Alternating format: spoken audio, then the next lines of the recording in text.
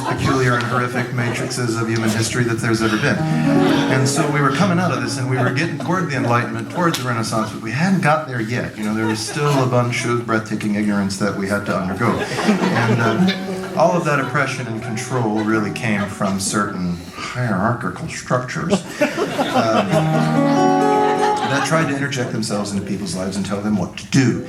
And at some point, what they didn't expect was that the artists are always going to find a way. It's really the artists, in a way, that kind of steer humanity into new directions, because what they're supposed to do is to go out and transcend the momentum of the cultural position and bring back motifs that are challenging, and they break paradigms.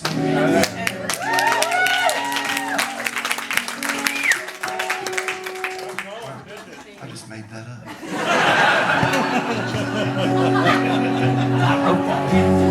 And so what happened was the poets and the bards started writing about and singing about a new expression of love. And this is the idea that we've inherited here in the West as romantic love. Right? This is the person-to-person immediate spark that happens, this lightning bolt, this electromagnetic charge when you meet another human and you realize that you don't know what it is, but you have just been consumed. And this began happening as people were throwing off the yoke of tyranny and saying, you know, I'm going to choose to love who I love, regardless of the consequences. And the consequences at that time were very severe, and they're still very severe, depending upon where you are on Earth. But once it was out of the bag, it couldn't be put back in. And so a lot of songs came from that period of time, and they were all archetypal in nature. They were thematic songs that had to do with primarily sex and death. I mean, really, it was on everybody's mind, you know. And it was primarily looking for one leading to the other. And all the peculiar ways that people had to invent to have expressions of their love that wouldn't have them taken to the guillotine or, you know, or what have you. So you have all these story songs that came on from that time where you have a hero figure and a heroine figure, and then you have an evil, wicked mother who always says, you know, if you don't do what I'm going to say, you'll drown. And I can tell you, having been raised Roman Catholic, I mean, you still get some of that these days, you know. See what I mean? You don't do what I'm saying, you're dead to me, that's it. Anyway,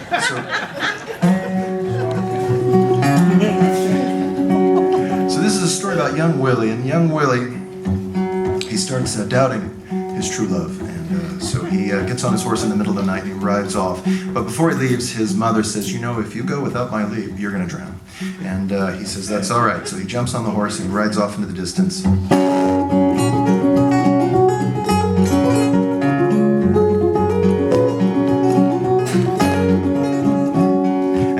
Castle in the middle of the night, and there he knocks on the door, and the evil, wicked mother there says, no, there's many other men here, they have far more money than you do, go away.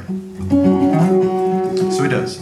And he comes to the river again, and he tries to cross it, but he loses his hat, he reaches for his hat, he loses his cane, reaches for his cane, he falls in and he drowns.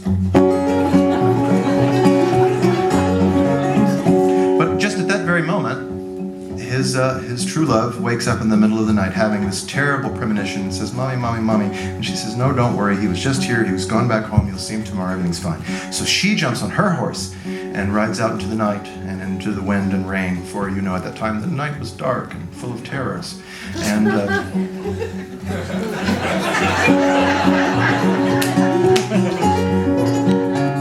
and she comes to the river and she finds him there.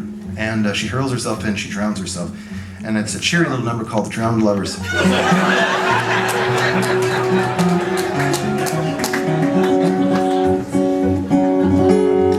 Miles, give me a little bit more guitar all around, buddy.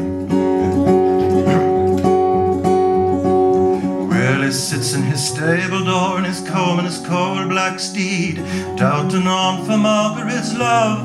His heart began to bleed. Give cold unto my horse, mother, mean to my man John, and then I'll away to Margaret's bower before the night comes on.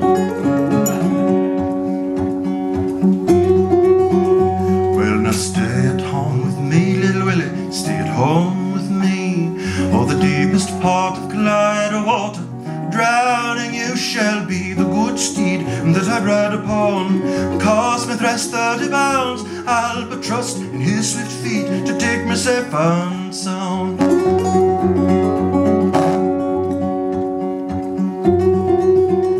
Well, then he's ridden all the high, high hill, and he's down yonder Aberdeen, where they're rushing in the Clyde water. Could it feed 500 men? Roaring Clyde, you roar so loud, and your streams of wondrous strong. Make me a wreck as I come back, spare me as I'm gone.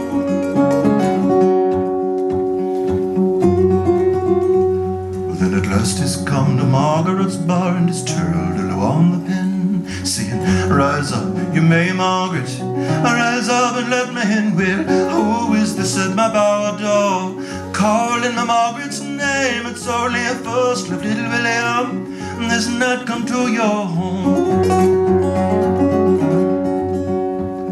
When I open up your castle gates, open and let me in, for my boats they're full of the Clyde water, and I'm frozen to the pen. Well, my barn's full of corn, well, my stable's full of hay, my bower's full of gentlemen, they'll not remove till day.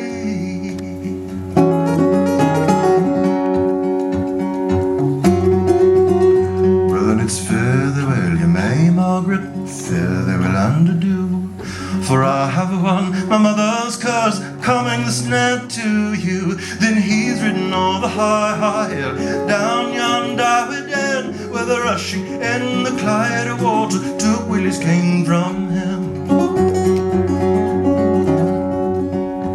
So then he leaned o'er his saddle bow to catch his cane again, but the rushing in the Clyde water took Willie's hat from him. Then he leaned him over his saddle bow to catch his hat by force, but the rushing in the Clyde water took Willie from his horse.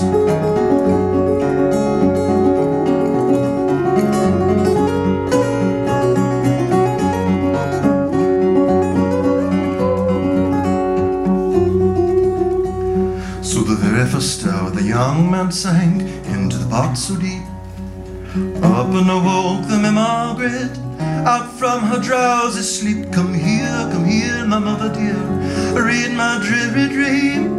I dreamed my lover was at our gates, nobody looked him in.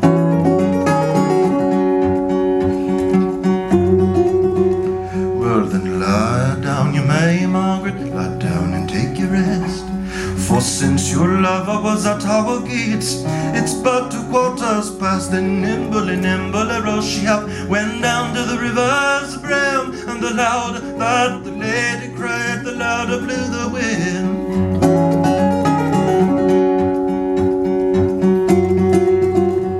So the very first step she went in, she waded to her feet. Oh, and alas, the lady cried, the water's wondrous deep. The very next step she went in, she's waded to her knees. Says she, I would wade farther in, if I my true love I could see.